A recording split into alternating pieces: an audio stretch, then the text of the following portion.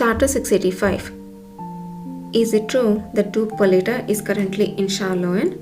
Moreover, he demolished an illegal betting fight club and arrested several noble sons who were habitual gamblers. What is this all about? To this inquiry of Crown Prince Kachyan, his attendant bowed deeply. Exactly as I have reported, Your Highness, Duke Paleta went there incognito to personally oversee the recruitment of the cavalry. It was during this time that the incident occurred. I'm pointing out your dullness in failing to notice a person who thought was within the cavalry headquarters moving all the way there. If I'm to remain ignorant of such covert operations, what use do you have for you as my eyes and ears? Prince Kachyan's face flared with anger, prompting the attendant to quickly bow and apologize. I'm deeply sorry, but Duke Paleta moved with minimal personnel and disguised himself. Even the locals of the south only recognized him after the event unfolded. Even Duke Diarca was unaware of Duke Paleta's visit there. Are you suggesting it's normal for me to be unaware if Duke Diarca is? No, Your Highness, that was not my intention. I meant to imply that the cavalry moved with such secrecy that... Save your excuses.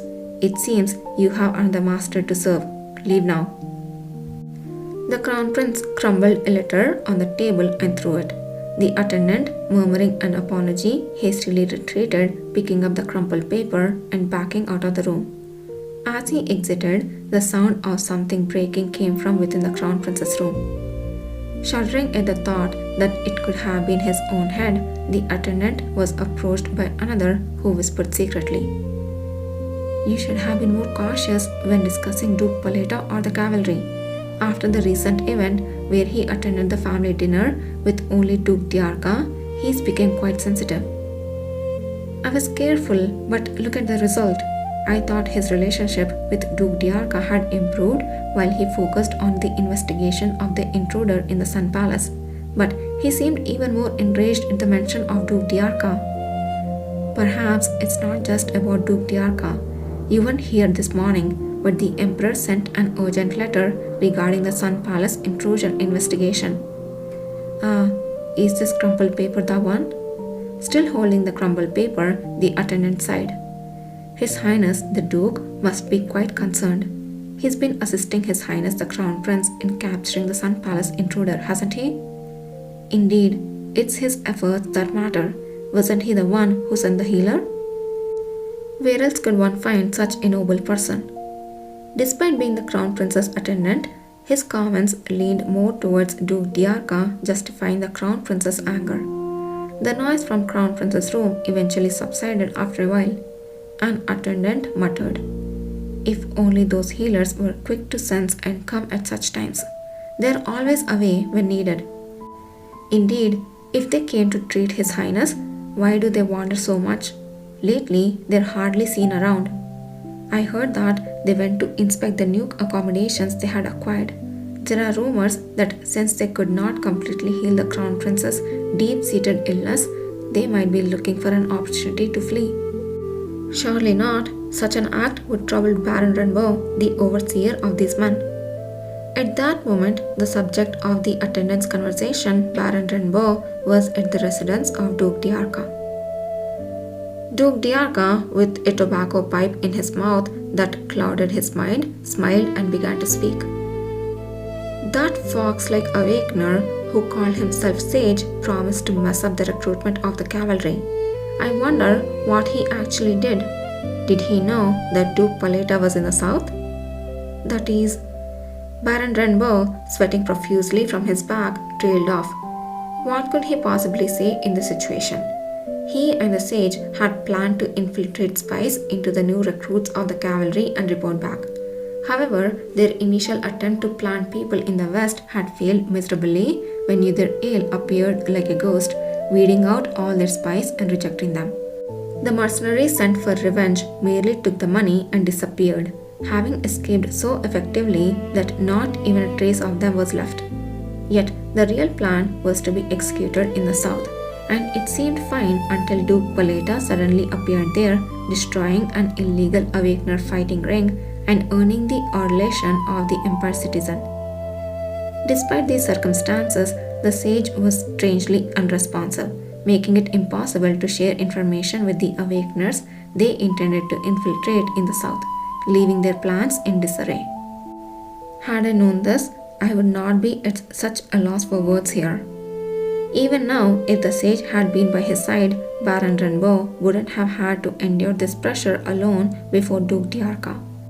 However, the sage had suddenly left on some important business today, leaving Renbo to come here alone. Had he not trusted the sage deeply, he might have suspected him of abandoning Renbo to escape on his own. I need not hear it to know the answer. Duke Diarca exhaled a deep puff of smoke. Baron Renbo barely managed to suppress a cough and began to speak. Ahem. I'm deeply sorry for causing you concern. However, we have not been unprepared. The sage assured me that he knows many in the south and confidently promised to plant people there who would become your men, Duke. The recruitment for the cavalry is not yet over, so please watch a little longer. Indeed, your task was only that part, not to predict and prevent the mishaps caused by Duke Paleta. Of course, had you been properly prepared, I suppose you wouldn't have missed such moments. It's foolish to only focus on one task when entrusted with money. Duke Diarca's laugh, filled with thinly veiled scorn, was apparent in his attitude, suggesting he didn't expect much from them if they couldn't even properly gather information about Duke Paleta's movement to the south. Baron Renbo's hands trembled slightly with shame under his cold laughter. Renbo, as you said, the recruitment for the cavalry is not yet over. Let's see what results it brings. As for me, I have no knowledge about your actions and merely await the outcome. The underlying meaning of his words was clear. Should Renbo and the sage's plot fail, Duke Diarca's side would claim total ignorance of the affair's proceedings. Yes, thank you. By the way, how fares His Highness the Crown Prince? Is his recovery progressing well? Yes, of course. I have heard that recently he has had no issues with either meals or sleep. His Highness is also diligently carrying out the investigation of the intrusion into the Sun Palace, aided as he by Duke Diarca's assistance. Speaking of which, did you know, today a bouquet of flowers was sent to me from the Sun Palace? Caught off guard by this sudden revelation, Renbo wore a look of bewilderment. Is that so? Yes, it was a bouquet of Macaraya flowers bestowed as a mark of appreciation for dedicated service. Only then did Renbo notice a previously unseen, unfamiliar vase placed where Duke Diarca's gaze lingered. The luxurious glass vase, faintly adorned with the emblem of the Sun Palace used by the Emperor, contained vibrant Macaraya flowers. Duke Diarca, with a cold gaze, murmured, "Sending this to me instead of the Crown Prince's palace, the meaning is clear. His Majesty knows I am the one truly at work, a subtle command to remain compliant." Silence fell. A bold yet elegantly veiled provocation, all the more poignant as an accolade from the Emperor, could not be casually discarded. Renbo recalled the youthful face of the Emperor briefly seen at a recent celebration of the cavalry's victory. Until his recent retreat due to illness, the Emperor had been aggressively implementing policies to strengthen imperial power and suppress the nobles, engaging in such provocations with the leaders of the four great ducal houses. It felt as if those days had returned. Does one become fearless facing death? Or was there another reason for such actions? Is the rumor of His Majesty's critical illness true or false? It's quite perplexing, isn't it? Duke Diarca echoed Renbo's thoughts exactly. It was a secretive conversation unheard by others. Yet sometimes even inanimate objects seem to have ears capturing the words of men. From the crumpled letter in the hands of the attendees and the Macaraya flowers in front of Duke Diarca, a faint, unseen haze seemed to swirl as if by some unspoken agreement. Meanwhile, far from the bright palace where the Crown Prince resided, Emperor Kalusa, sitting in front of his desk in the Sun Palace, abruptly opened his eyes. Huh? Your lips are dry, Your Majesty. I will refill your tea. The loyal aged head attendant meticulously poured tea into the emperor's cup. After sipping the tea, Emperor Kelusa finally spoke, his eyes clear and resolute.